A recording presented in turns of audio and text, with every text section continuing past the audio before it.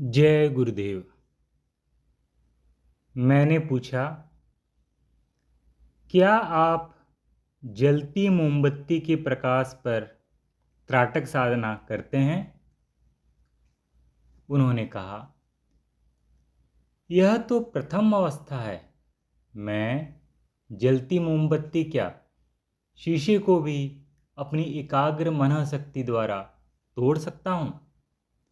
मैंने कहा, योगी लोग बड़ी बड़ी बातें तो करते हैं, लेकिन साक्षात नहीं दिखाते। वे बोले, मेरे पास 3 दिन रहो तो मैं तुम्हें यह सब करके दिखा भी सकता हूँ। फिर उन्होंने मुझे हृदय रोग दूर करने का नुस्खा बताया। सालम पंजा, रुद्रवंती, शतावर बराबर बराबर मिलाकर बादाम, खांड, घी के लड्डू बना लें। शाम को एक लड्डू ताजे पानी के साथ खाने से हृदय की बीमारी खत्म हो जाती है और शरीर में नई ताकत का संचार होता है। एक पहाड़ से लाई गई रुद्रवंती जड़ी भी उन्होंने मुझे दी। मैंने उनसे उनके समक्ष ध्यान साधना करने की इजाज़त मांगी। उन्होंने स्वीकृति दे दी। मैं उनके सामने ही ध्यान में बैठ गया। करीब 10 मिनट बाद मुझे अपना शरीर निर्जीव महसूस होने लगा कि मेरी सारी शक्ति किसी ने खींच ली है। मैंने अपने गुरु व बाद में पड़बाबा गुरु रामकृष्ण परमहंस का ध्यान किया। प्रेरणा मिली कि योगी तुम्हारी मानसिक शक्ति खींच रहा है। यह महान योगी है। अपना अहंकार खत्म करके इसके चरणों में झुक जाओ। मैंने उठकर महायोगी के पांव में सिर रख दिया। उन्होंने मेरे दोनों हाथ पकड़ लिए और कहा, अहंकार मत करना। क्या तुम अपने को पूर्ण समझते हो? मैंने कहा, योगी जी, मैं अहंकारवश नहीं वरन ज्ञान प्राप्त करने के लिए ही प्रयत्नशील हूँ। मुझ में अगर अहंकार की भावना होती तो आपके चरणों में झुकता क्यों? आज साधु महात्मा योगी के रूप में अनेक स्वार्थी व्यक्ति पाखंड किए हुए हैं, लेकिन आप उन जैसे नहीं हैं। आपसे मुझे ज्ञान प्राप्त हुआ है, इसके लिए मैं आपका कृतज्ञ हूँ। जीवन में यह मेरा पहला अनुभव था जब किसी ने मेरी सारी शक्ति को कुछ ही मिनटों में खींच लिया था। जैसे बड़ी मछली छोटी मछली को मार देती है, जैसे बड़ी चुंबक छोटी चुंबक को खींच लेती है। सोच रहा हूँ, अगर मुझे रामकृष्ण परमहंस की प्रेरणा न मिली होती और मैं बलराम आनंद योगी के चरणों में न झुका होता तो मेरा क्या हश्र होता। उनकी शक्ति के समक्ष मैंने स्वयं को बहुत बौना महसूस किया। संभवतः मेरी दृढ़ इच्छा शक्ति ने मेरी रक्षा कर ली। सन 1995 की यात्रा में मैं बलराम आनंद योगी की गुफा में 3 दिन रहा था। उन्होंने मुझे कायाकल्प की विधि करवाई। इसमें गर्म पानी नींबू और नमक के साथ पिया जाता है। कुछ आसन करने से मल द्वार से बरसों पुराना जमा मल निकल जाता है। लगभग 25 गिलास नींबू नमक जल पिया था और 15 दफ़ा दस्त हुए थे। इस प्रक्रिया में बाद में खिचड़ी काफ़ी मात्रा में घी डालकर खाई जाती है। इससे 50% रोग खत्म हो जाते हैं। यह मेरा अनुभव है। दूसरे, सूक्ष्म शरीर को स्थूल शरीर से बाहर निकालने की विधि कराई थी। इस विधि में शवासन में दाहिने पैर के अंगूठे से शक्ति खींचकर बाएं पैर के अंगूठे से बाहर निकाल दी जाती है। मैंने सूक्ष्म शरीर से अपने स्थूल शरीर को देखा था। बलराम आनंद योगी के पास पुरानी हस्तलिखित पांडुलिपियां हैं जिनके द्वारा यह विधि उन्होंने सीखी थी। कायाकल्प की विधि को लेखक अनेक व्यक्तियों को करा चुका है, जिनमें अमेरिकी लड़की जूलिया विल्सन भी शामिल है। बलराम आनंद योगी से विदा लेकर हम आगे चले। राह में बारिश की हल्की फुहार हम पर पड़ने लगी।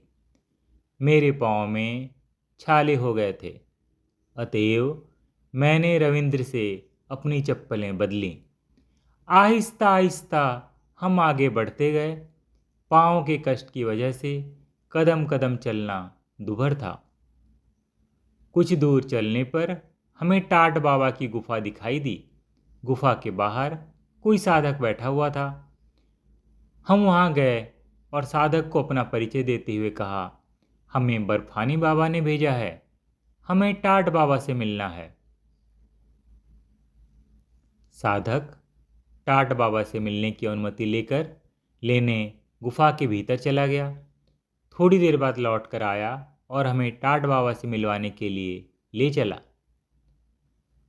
टाट बाबा 55-60 वर्ष की अवस्था वाले श्रद्धेय पुरुष थे। बोले, बर्फानी बाबा ने तुम्हें भेजा है तो तुम्हारा स्वागत है। वैसे तो मैं वर्ष में केवल 2-3 व्यक्तियों से ही मिलता हूँ। टाट बाबा ने अपने विषय में बताया, मैं महर्षि महेश योगी का गुरु भाई हूँ। टाट बाबा द्वारा सिर पर हाथ रखने मात्र से ही लोगों को समाधिस्थ शिव के दर्शन हो जाते हैं। योगी चंद्रमोहन के शिष्य व योगी रामलाल के विशेष कृपा पात्र हैं टाट बाबा। मैं टाट बाबा के समक्ष ही ध्यान में बैठा। ध्यान खत्म होने पर टाट बाबा ने कहा, तुम्हारी शक्ति का संचार एक ओर ही है, वह दोनों तरफ होना चाहिए, अर्थात ईड़ा पिंगला दोनों प्रयुक्त करने लगोगे तो सुषुम्ना के माध्यम से अपने उद्देश्य की पूर्ति कर सकोगे। मैंने कहा, योगी जी, कृपा करके आप ही मेरी शक्ति तरंगों को व्यवस्थित कर दीजिए। उन्होंने मेरे माथे पर अपने अंगूठे का दबाव डाला, जिससे शक्ति का संचार दोनों ओर से हो गया। साथ ही मेरे मस्तिष्क में ऐसा प्रकाश भर गया जो मुझे अनंत ज्ञान भंडार से जोड़ता था। टाट बाबा ने कहा, तुम युवा, शक्तिवान, ज्ञानवान व भौतिक साधनों से संपन्न हो। तुम्हारे जैसे साधक को मैं अपने समक्ष पाकर बहुत अच्छा महसूस करता हूँ। तुम्हें मार्गदर्शन देकर मैं अपने कर्तव्य की पूर्ति करूँगा। आज कुछ लोग देवी, हनुमान, बालाजी, भैरव, भूत प्रेत, मजार आदि को पूजकर अहंकारी हो गए हैं और स्वार्थवश भारतीय अध्यात्म विद्या का दुरुपयोग कर रहे हैं। ऐसे पाखंड लोगों के बल पर लोगों को दिग्भ्रमित कर उनका नाश कर रहे हैं। तुम मुझे वचन दो कि देवी, हनुमान, बालाजी, भैरव, भूत प्रेत, मजार आदि को सिद्ध करके लोगों को ठगने वाले पाखंडियों का अहंकार योग की शक्ति द्वारा खत्म करोगे, क्योंकि इन पाखंडियों ने भारतीय अध्यात्म विद्या का दुरुपयोग कर हम सबके नाम को बट्टा लगा दिया है। तुम लोगों को सही राह पर लाने की कोशिश करो, उन्हें एक ईश्वर की शक्ति में लगाओ।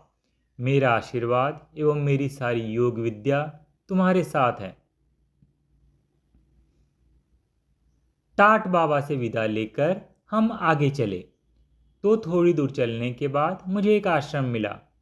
वह स्वामी गंगादास का आश्रम था। स्वामी गंगादास का आशीर्वाद प्राप्त करने के लिए मैं उस आश्रम में भी चला गया। स्वामी गंगादास 90 वर्ष से अधिक उम्र के व्यक्ति थे। उनकी आंखों की ज्योति खत्म हो चुकी थी। वे गंगोत्री क्षेत्र स्थित आश्रम में पिछले 50 वर्षों से रह रहे थे। स्वामी गंगादास ने कहा, गृहस्थ धर्म में रहते हुए भी योगी की तरह रहा जा सकता है, बशर्ते हमारा अनासक्त भाव हो। गृहस्थ में आसक्ति भी न हो और विरक्ति भी न हो। योगी व्यक्ति कीचड़ में खिले कमल की तरह है। उन्होंने एक बोध कथा सुनाई। एक तपस्वी को अपने तप का बड़ा घमंड था। एक बार वह साधना में बैठा था, तब एक कौवे ने उसके सिर पर बीट कर दी। तपस्वी ने ज्यों ही कौवे की ओर देखा, कौवा उनकी नज़रों के तेज से जलकर नष्ट हो गया। तपस्वी ने सोचा, अब मैं गृहस्थों के यहाँ जाऊंगा, उन्हें भी तप साधना में प्रवृत्त करूंगा। एक गृहस्थ के द्वार पर उसने भिक्षा मांगी। गृह के भीतर पतिव्रता स्त्री अपने बीमार पति की शुश्रूषा में व्यस्त थी। इसी से उसे भिक्षा लेकर द्वार पर अपने आने में देरी हो गई। तपस्वी इसी से क्रोधित हो गया। तपस्वी ने स्त्री से पूछा, क्या तुम्हें हम तपस्वियों से बिल्कुल भय नहीं लगता?